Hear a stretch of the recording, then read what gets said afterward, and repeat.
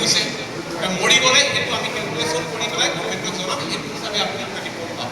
আৰু সেইটো আমি ডিজাষ্টাৰ মেনেজমেণ্টৰ সেইটো সোমোৱাবৰ কাৰণে উঠি পৰি লাগি আছোঁ আৰু আমি ভাবিছোঁ সেইটো অনাগত দিনত আৰু এই দুইটা ক্ৰপ ইঞ্চুৰেঞ্চ আৰু ডিজাষ্টাৰ মেনেজমেণ্টৰ যোগেদি এই ক্ষতিখিনি আমাৰ খেতিয়কৰ মাজলৈ আহিব ডিজাষ্টাৰৰ দুটা কথা আছে এটা ডিজাষ্টাৰ হৈছে আমাৰ নেচাৰেল ডিজাষ্টাৰ যিটো আমাৰ বেমাৰৰ কথা ভাইটিয়ে ক'লে আৰু এটা হৈছে মেন মেড ডিজাষ্টাৰ এই মেন মেড ডিজাষ্টাৰ হৈছে আমাক যিটো আমাক প্ৰতিকে বেয়াকৈ আঘাত কৰি আছে সেইটো হৈছে চাহ বাগানত স্প্ৰে কৰা এই পেষ্টিচাইডখিনি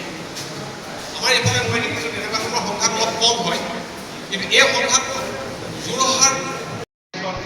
প্ৰাকৃতিক জীৱ জন্তু সিহঁতৰ চাল চলন গতি বিধি পোৱালিবিলাক এফেক্ট কৰিছে গতিকে মই দৌৰা চাৰে দিয়া নিৰ্দেশনা কৰি মই পৰিৱেশৰ অৱনতি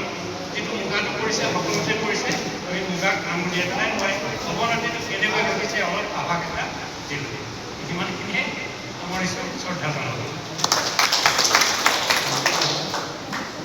আমাৰ যথেষ্ট বন্ধু ডেপুটি কুমলৈ ধন্যবাদ জনাইছোঁ আৰু ৰভা কৰি আপোনাৰ ওচৰলৈ আকৌ আহিব খুজিছোঁ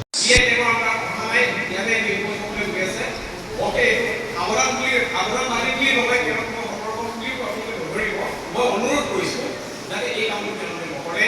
আৰু মুগা গোটা হিচাপে জীয়াই থাকিবলৈ দিয়ে ধন্যবাদ আপোনাৰ অশেষ ধন্যবাদ স্পষ্ট কৰি দিলে এইখিনিতে কথাটো আজি মই শ্ৰীকৃষ্ণৰ সময় তেখেতে কৈছে আমি যদি আমাৰ সাহিত্য সংস্কৃতি ভাষা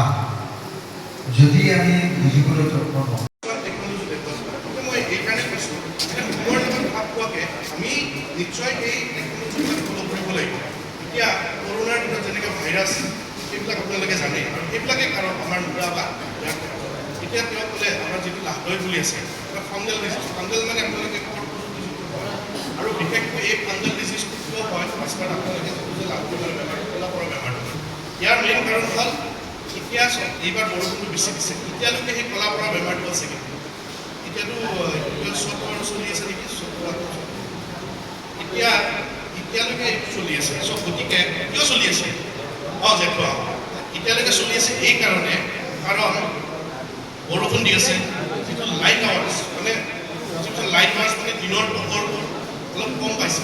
আৰু সিহঁতৰ বৰষুণ পোৱাৰ কাৰণে টেম্পাৰেচাৰটো মানে কমি গৈছে সেইকাৰণে এই বেমাৰটো এতিয়ালৈকে আছে কিন্তু যোৱা বছৰ এইখিনি টাইমলৈকে নাছিলে বহুত কম আছে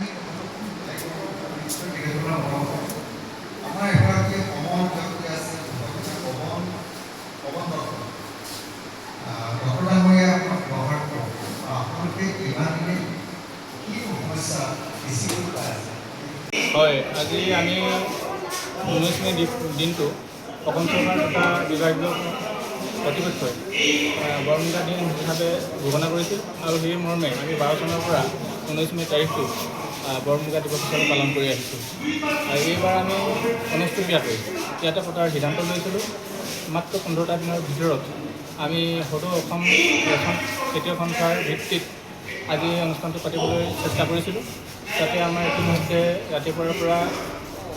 পতাকা উত্তোলন গছপুলি ৰোপণ আৰু আলোচনা চক্ৰ আৰম্ভ কৰি সেইখিনি কাৰ্যসূচী শেষ হৈছে আৰু এতিয়া আমাৰ মূল মিটিং আৰম্ভ হৈছে আমাৰ মুখ্য উদ্দেশ্য হৈছে আমাৰ এই সম্পদটো আজি ককাৰ দিনৰ পৰা আমি যিটো সম্পদ পোহপাল দি আহিছোঁ সেই সম্পদটো হেৰাই যোৱাৰ সংকট হৈছে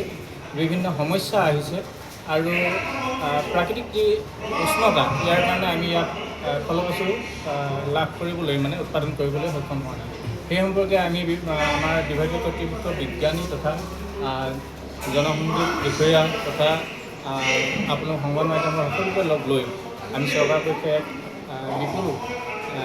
আন্দোলন গঢ়িছিলোঁ অৰ্থাৎ আমাৰ ইয়াৰ সংকটৰ পৰা ৰক্ষা কৰিবৰ কাৰণে কেনেধৰণে চেষ্টা কৰিম তাৰ সম্পৰ্কতো আমাৰ আলোচনা চক্ৰ চলিছে এই ক্ষেত্ৰত আমি সদায় থাকিম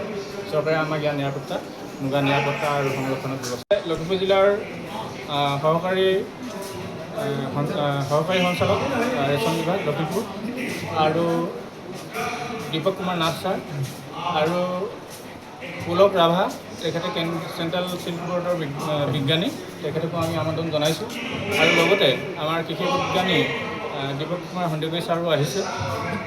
প্ৰদীপ কুমাৰ সন্দিকৈ ছাৰ লগতে আৰু বহু বিশিষ্ট ব্যক্তিক আমি আমন্ত্ৰণ জনাইছোঁ অৱসৰপ্ৰাপ্ত ঢকুৱাখানা কলেজৰ অধ্যাপক অমীয় কুমাৰ সন্দিকৈ ছাৰক আমি আমন্ত্ৰণ জনাইছিলোঁ আৰু এই অঞ্চললৈ অতি সন্মানীয় ব্যক্তি গিলামৰা নগৰ উচ্চ মাধ্যমিক বিদ্যালয়ৰ প্ৰধান শিক্ষক দিবেশ্বৰ শইকীয়া ছাৰক আমি মাতিছোঁ আৰু সকলোৱে আমাক দিহা পৰামৰ্শ দিছে। আমি সকলোৱে লগ লাগি এই মুগা সংৰক্ষণ কৰিবলৈ কাৰণে এই সভাপতি হ'ল সত্য বিকাশ বৰুৱা আৰু মই নিজে অঞ্চল সম্পাদক। আশা কৰোঁ আগলৈও এনেধৰণে আমি পাতি আমাৰ খেতিয়কসকলক উপকৃত কৰিব পাৰোঁ। ধন্যবাদ। হয়, আজি এই আলোচনাৰ ক্ষেত্ৰত আমি বহিলোঁ। নতুন নতুন কেইবাটাও দিশৰ কথা ওলাইছে। প্ৰথম আটাইতকৈ ডাঙৰ কথা যিটো আপোনাৰ শস্য বীমা। আজি বিশেষকৈ কৈছে যে শস্য বীমাৰ কথাটো ভুল হয়, অতি সোনকালে আহিব।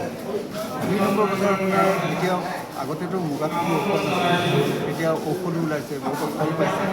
দ্বিতীয় কথা আপোনাৰ যিবিলাক সমস্যা আছে সমস্যাখিনি আজি তেখেতসকলে যিটো প্ৰস্তাৱ দিছে গোটেইখিনি সোমাই আছে। গতিকে সেই প্ৰস্তাৱখিনি যদি গৃহীত হয় চৰকাৰ এতিয়া আহিছে যিবিলাক তেখেতে যদি গুৰুত্ব সহকাৰে ঢকুৱাখানাই নিজৰ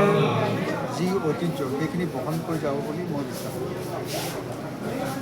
মই আগতেতো অহা নাই, প্ৰথম দেখিলোঁ যে বিজ্ঞানীও আহিছে,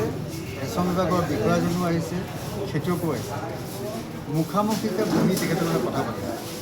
এইটো আটাইতকৈ ডাঙৰ কথা। এই সুবিধাটো সদায় নহয়। এই বিশ্ব মুগা দিৱস বুলিয়ে তেখেতসকলে আয়োজকসকলে যিটো অনুষ্ঠান পাতিছে তাত এনেকুৱা এটা ব্যৱস্থা কৰাৰ কাৰণে মই অন্ততঃ ব্যক্তিগতভাৱে বৰ সুখী।